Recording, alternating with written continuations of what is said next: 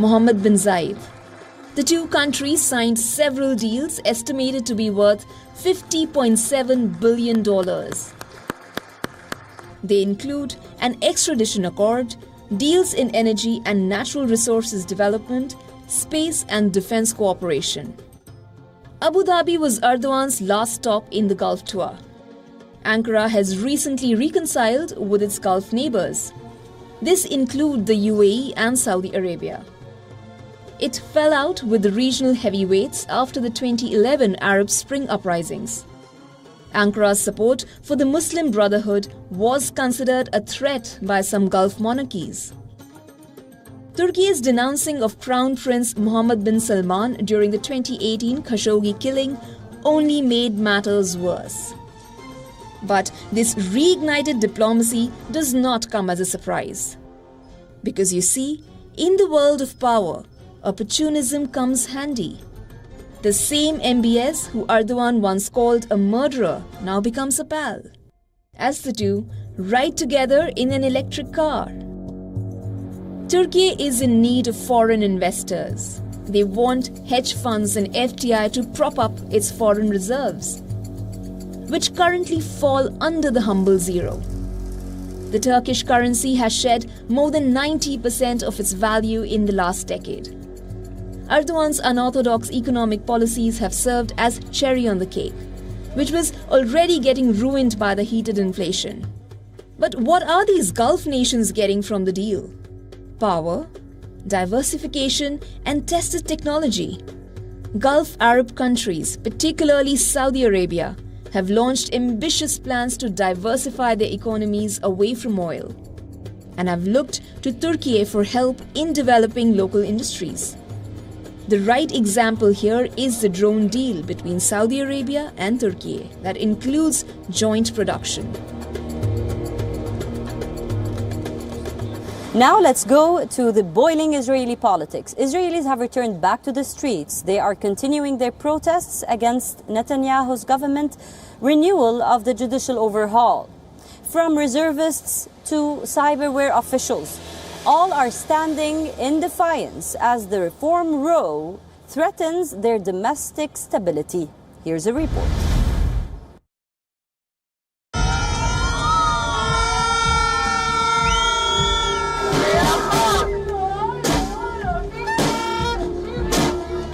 Israel stands at a critical juncture, a moment that will go down in history as a make or break for Prime Minister Netanyahu and his ultra-conservative coalition. From Tel Aviv to Jerusalem, thousands are on the streets. They are protesting controversial judicial reforms. This week, the Israeli Parliamentary Committee adopted a key clause of the reform. התקבלה ותועבר לוועדת החוקה, חוק ומשפט שאותה יציג. It would limit the reasonability clause that allows the judiciary to strike down government decisions. The bill now goes for its second and third readings as it continues on its path to become a law. Leading the resistance is Israel's reservist force. More than 10,000 reservist soldiers, including members of the elite intelligence unit 8200 and Air Force pilots, have signed an online petition to go to war for the soul of the nation. They threaten to boycott their reservist duty if the bill goes further.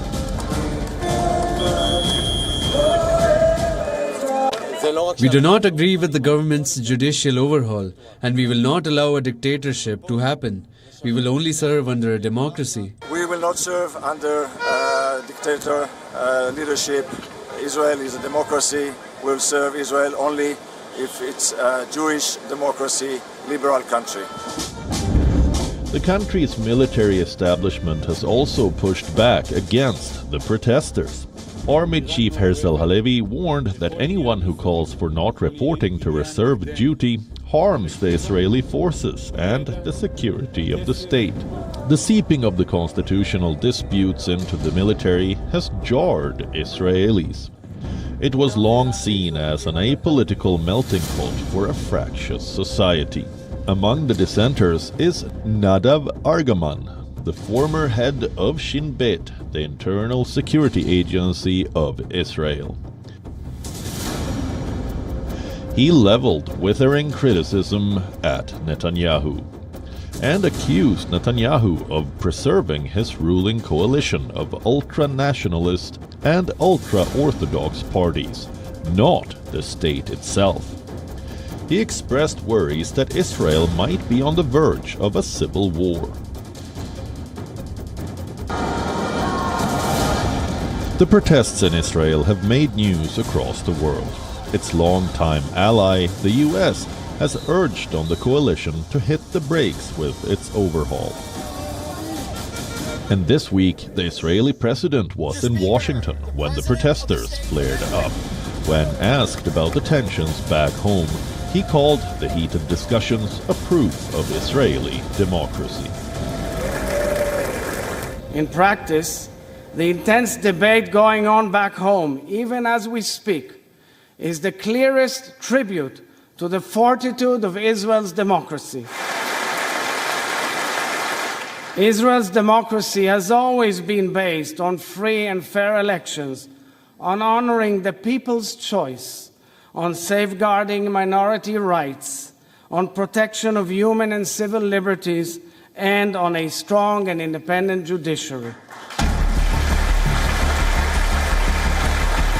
Netanyahu introduced the reform soon after taking office last year. The judicial overhaul plan has divided an already highly polarized country and sparked months of sustained mass protests. The government froze the bill in March this year after weeks of protests and mounting labor strikes. But recently, the judicial overhaul was rebooted after talks seeking compromise with opposition lawmakers failed. Proponents of the changes say the court has become too interventionist and that the change will facilitate effective governance. Opponents say the court has a critical role in protecting civil rights and liberties. Netanyahu is currently on trial for corruption. He heads the country's most ultra-nationalist and religiously conservative government in Israel's 75-year history.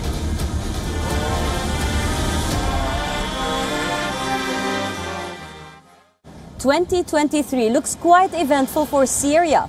It all started with Arab rapprochement, reopening consulates, boosting diplomatic ties. Now, in this recent week, Iraqi head of state met with President Assad. The Iraqi-Syrian relations are not new. They have been vital. They share a very long borderline and even wars. But this recent visit was impactful in its own sense. We tell you how.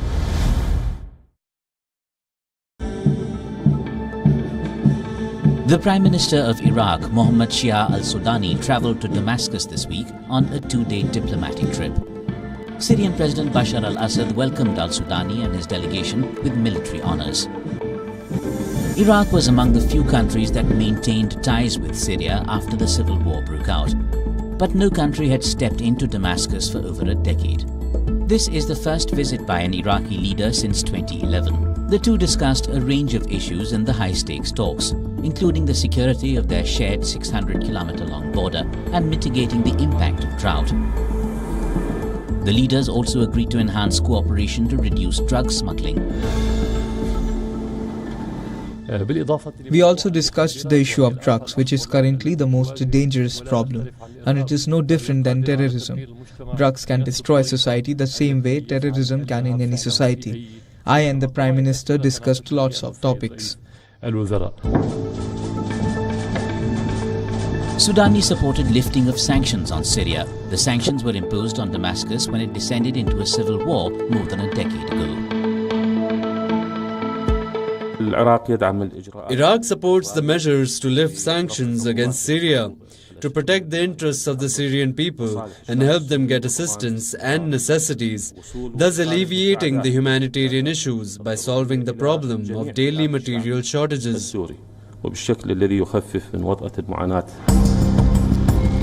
Baghdad and Damascus maintain close economic, military and political ties with regional heavyweight Iran. The three have been pally to one another through the unrest. Al-Sudani also reiterated Iraq's support for Syrian control over the entire nation. Back in 2014, both countries fell victim to the Islamic State. The terror group took control of large swaths of land in Iraq and Syria. After a years-long campaign that left tens of thousands dead in both countries, the Islamic State was defeated in Iraq in 2017 and in March 2019 in Syria.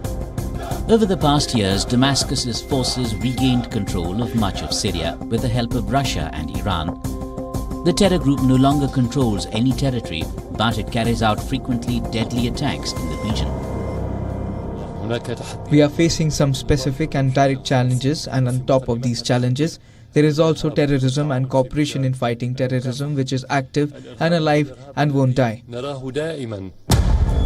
The visit comes at a significant time for Syria. Starting from Saudi Arabia, West Asian nations have started embracing Damascus once again. Syria was suspended from the Arab League in 2011.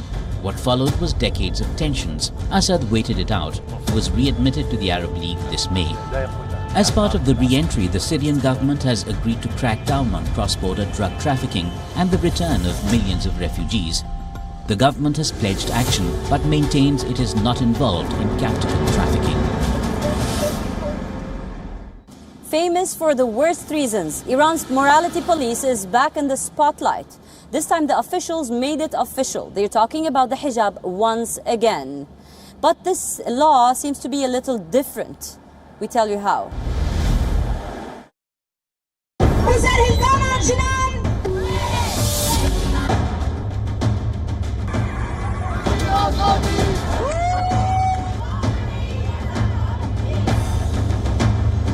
Pages of the calendar slowly turn as guarded policemen reappear in Iranian squares, hawking from the sides.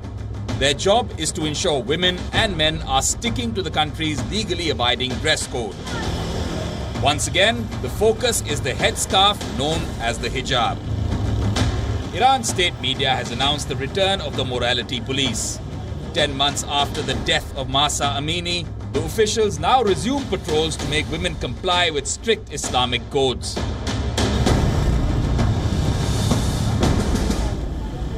The police have no choice but to, starting today, deploy both motor and foot patrols across the country to give warnings to these women who unfortunately paid no attention to the consequences of unconventional attire and insist on breaking the norms.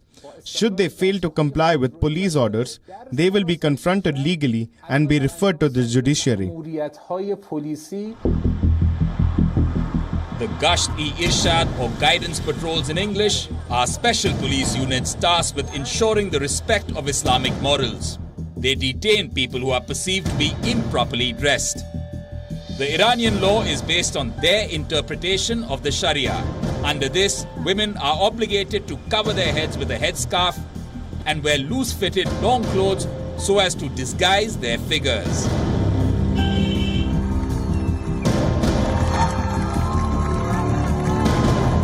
In September 2022, Iran descended into chaos. Thousands were on the streets venting out against the morality police and senior ruling clerics of the Islamic Republic. The resistance was triggered by a now infamous incident: the death of a 22-year-old Kurdish woman, Mahsa Amini. Amini was arrested by the morality police for a reason as trivial as her hair showing from the headscarf. 3 days after detention, she died. The police claim an unknown disease behind her death, while her family accuses officials of killing Amini while in the re-education center. Her death triggered months-long protests, where morality police were visibly absent from the streets. The government instead deployed alternate means to ensure that the rules are followed. These included the closure of businesses whose staff did not conform to the rules and installing cameras in public places to track down offenders. Moral police are now back, and so is the Iranian rebellion. They cannot impose it like before. The number of people who do not obey is too high now. They cannot handle all of us. The last thing they can do is use violence and force against us. They cannot do it. Hijab was not always a compulsory item of clothing in Iranian culture. Women wore them actively, but because they considered it a part of their identity, their beliefs and their culture, not because of a mandate. Wearing a headscarf became compulsory for Iranian women after the 1979 Islamic Revolution. They have been protesting against the dress code for years now. But there is another facet to it that is hardly discussed. It does not take into consideration the different forms of dresses worn by Iran's various ethnic and religious groups. For years, authorities have promoted the black chador, a large piece of cloth that only leaves the face exposed. Iran is a mixed society. It has Persians, Kurds, Arabs, and Turkmens, to mention just some sections. Each of these groups have their traditional clothing. Their scarves differ in the way they look and the way they are worn. The resistance is not so much about the hijab, but about how the government is enforcing it. It is the combined frustration against the Islamic Republic, people's protest for a democracy, and against the clerics. It is a fight for their rights that only starts at the headscarf.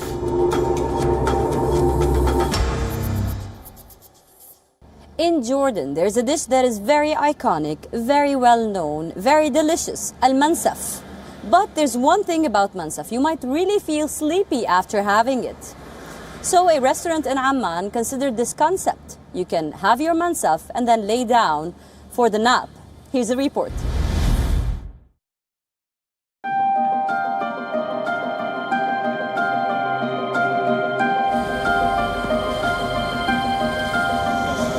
Yogurt-covered meat, cooked in dollops butter and oil, served over a bed of fragrant rice. This is mansaf, the national dish of Jordan. A Levantine dish the country enjoys, but often in the comfort of their homes. The reason? The rich mansaf makes a person so drowsy that all they can think of is a nap. This Jordanian restaurant has come to their rescue. They offer a bed, an air conditioner and quiet to their customers. All this after they have devoured the heavy meal.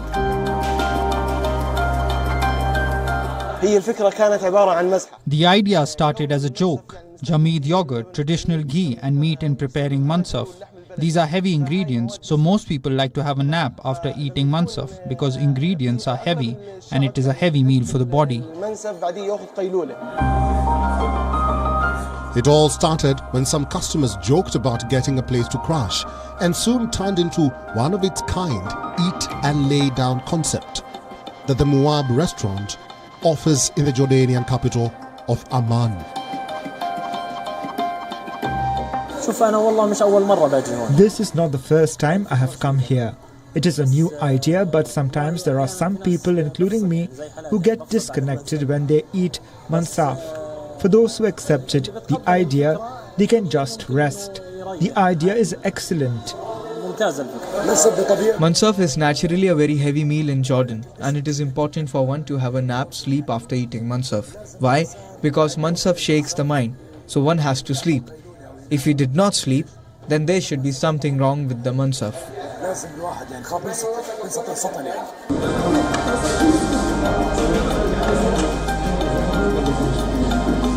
Mansaf is consumed on a bread in Jordan. It has been celebrated for decades. It even finds a mention on UNESCO's Intangible Cultural Heritage list. That's all we have for you on this episode of the West Asia Post. I will see you next week with a brand new lineup, always bringing you the fresh stories, news, updates from one of the most volatile regions in the world. Until then, you stay safe. I am Ghadi Francis signing off from the heart of Beirut, Lebanon. And you're watching WION World is One.